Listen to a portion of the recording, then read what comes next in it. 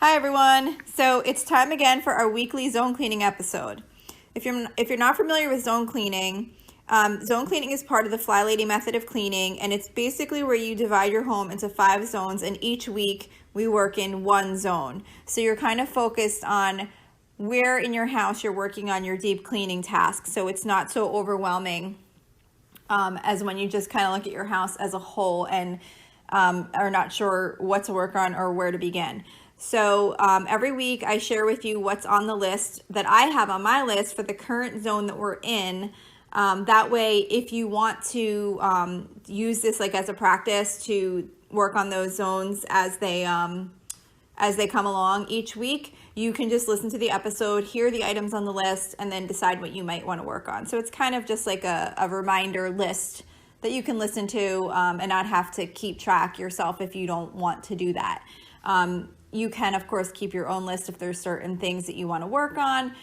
There's a Fly Lady app that I use to keep track of my things, although I currently have mine typed in the computer because my Fly Lady app crashed a few weeks ago, and I still haven't re-customized it because it was just really crazy. I had customized it so perfectly over time. But anyway, there's apps, there's manual written forms you can use. But the idea with this episode is that you could just listen and hear some things that are on the list and pick some things to work on that you haven't done in a while in the zone. So the purpose of zone cleaning is these are like your deep cleaning tasks. So you're working throughout your home over the course of the year. You're always working on little of these deep cleaning tasks over time. And you don't have to do like this major big like spring cleaning type overhauls because you're always working on these little things throughout your house. So this is just that type of cleaning. It's not like your regular cleaning your bathrooms, doing your dishes, all that type of stuff. So this week we are in zone 2, which is the kitchen. This is actually one of my favorite zones because it's like so like consolidated, I guess. You're in like one specific area, and it's just kind of nice. I always feel like there's so many little things that you can do and just like check them off really quick because a lot of things don't take that much time. When you have so many things on the list, it's kind of nice. It feels good to check off a whole bunch of things. But I do want to mention the idea with this is to not overwhelm yourself or make yourself crazy trying to complete everything on the list in one shot. The idea is that you do as much as you can, and then the next time the zone comes around, you work on the things you didn't get to last time, and so on until you've got everything done, and then you could start over again. And especially at this time of year, I'm sure everyone's really busy with the holidays and everything like that, and sometimes you just have to excuse yourself from not getting everything done that you want to get done so that you can enjoy the holidays and enjoy getting whatever things you need to get done and whatever special things, that aren't part of your normal routine that you want to do.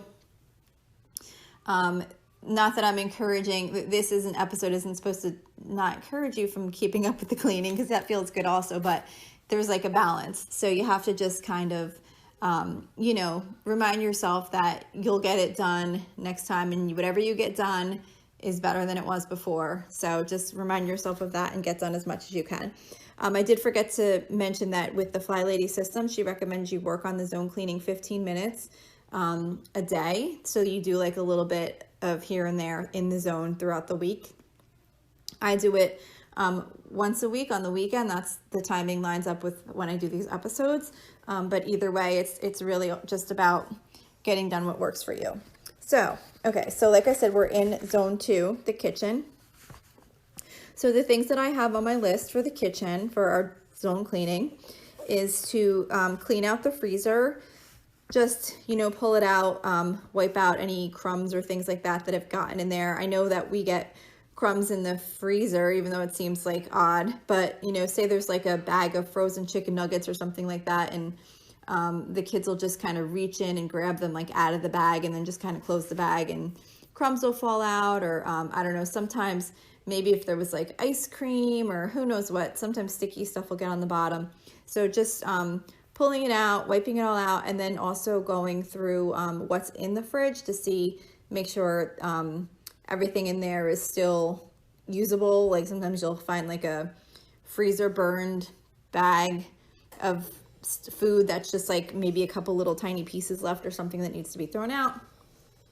Sometimes you can consolidate stuff, reorganize it so people see what you have. Anyway, so cleaning out the freezer is always good to do. I don't do that super often, but it's definitely a good one to get done. Straighten the drawers in your kitchen if you have any drawers that need to be straightened out, like a junk drawer or whatever. Maybe you just need to like look through and see if anything got put in there that doesn't belong, that needs to go get put somewhere else. Wipe down the walls. You could do like a spot cleaning, or you could wipe down the whole kitchen, whatever you feel up to or you have time for. Especially you want to focus like behind the sink area and behind the stove area. Those seem to get like splatters sometimes, you know, like from either the sink water or from cooking or whatever. Clean out under the sink. Sometimes it's nice to just kind of pull out. I think most people, I know I do, keep cleaning supplies under the sink and sponges and things like that, dishwasher tabs and dish detergent. And it's just kind of nice to just pull all that out, see what you have in there. That's the same thing. Sometimes where odd cleaners might get stuck under there or something like that. So you want to just reach under there and pull everything out, see what's in there, put things back. If there's like a random cleaner that doesn't necessarily belong in the kitchen, get those put back, and then just wipe it out and just reorganize it. It just feels nice when you open it and it's all nice and organized and clean under there. We have a drawer under the oven that needs to just be pulled out and dusted. I don't use it, but it still does need to be cleaned occasionally. Honestly, I really need to do that one. That's one of the ones I always skip. So I need to do that soon. I know I need to do that. What happens sometimes is I focus on the things that are of most importance. And then if I don't get enough done by time I come around to the next zone, if there's things that are visual, like that you can really see that really need to be done, I'm going to wind up doing those instead of continuing through the list, even though ideally you should continue through the list and get everything done. But I do tend to, obviously, if I could see like there's dust on something that everybody can see, I'm going to take my time and do that and then maybe not get to the other things on the list. So I definitely want to get better on working through the entire list and getting everything done. So I know I definitely need to do that drawer under the oven. We have a paper towel holder that's like attached to the wall, and it does get dusty. Like the top portion of it, I guess, like the flat surface. So that needs to get dusted. It's like literally half a second. It's just more of a reminder, because the one time I saw there was like dust accumulating on it. I was like, oh, I need to make sure I wipe that down. Scrubbing the stovetop. This is more just like a really deep scrub, not like your normal wipe down after you cook every night, just maybe with some harsher cleaners or scrubbing pads that are like, you know, a little bit stronger. Soaking the stovetop burners. If you have like removable burners, I have like a little tub that I put in the sink, and I fill it up with really hot soapy water, and I'll just like soak those in there. Sometimes I'll put some baking soda and just kind of scrub off anything that might have like burnt onto them. I have like a little scrub brush holder that's at the sink, and that needs to be just wiped down and cleaned periodically, just to keep it nice. We have a floor vent in our kitchen for the heating system, so I have to like just kind of pull that out, and because things like crumbs and stuff, because it's by our kitchen table, so like crumbs and things like that will sometimes fall into there, or when you're sweeping, you know, stuff might get pushed in by accident. So I'll just kind of pull it out and like shake it out into the garbage, and then just wipe it so that it doesn't look gross when someone like looks down at the floor vent. Wash the oven mitts. I usually just grab, this is a real quick and easy one that you can always do. I'll just grab the ones that are currently in use, and I'll just throw them into the next load of laundry, and then I'll just grab a new set and put them out. So that's just like a real quick swap, and that's one of those nice easy checks that you can get on your list. We have a water cooler, so the drip tray has to be cleaned out where the water drips, you know, when you get water in your cup. Wipe down all your appliances. That's another quick and easy one. Clean the window, you know, the glass, but then also opening it up and cleaning the windowsill. so that it can sometimes, especially like if you have a screen, like it can get like a little bit dirty from whatever outside. So just like wiping that out, making it nice. Clean the ceiling fan. So I have a funny story about the ceiling fan. It's kind of embarrassing, but I had really gotten behind on my chores for a while. I was having a really, really busy time at work, and everything just had to get put on hold for a little while. And it was just really crazy. I was working nonstop, and I looked up at my ceiling fan, and there was like dust. It's hard to describe it, but it was kind of flung onto the ceiling from the ceiling fan, like as if when the fan would spin, I guess it was like flinging dust onto the ceiling. And I noticed there was like little specks of dust on my ceiling in the kitchen. And so then I like looked at the fan itself, and I was like, oh my gosh, there was so much dust on it. I couldn't even believe it. That's never happened before. So obviously, I didn't wait till it was time for the kitchen zone. I got up there on a chair and I cleaned the ceiling fan, and I wiped down the ceiling, and I was like, that can never happen again. Cause I was like, oh my gosh, if someone came over and saw that, I'd be so embarrassed. But anyway, so clean the ceiling fan, wipe down your cabinets. I usually just take like a wet microfiber cloth, and I'll just kind of start at the top and just kind of wipe down really quickly. Of course, on the lower cabinets, you might need to focus a little more time if something's like spilled down the counter, like a drip or something like that. Clean any light fixtures you have in the kitchen. Sometimes dust or whatever like gets in there, or like a dead bug or something like that. Clean any pet dishes if you have pet dishes in your kitchen, or if not, you could still do it while you're in that zone. I usually just soak ours in the sink with hot soap and water, and then I dry them out. Clean the oven.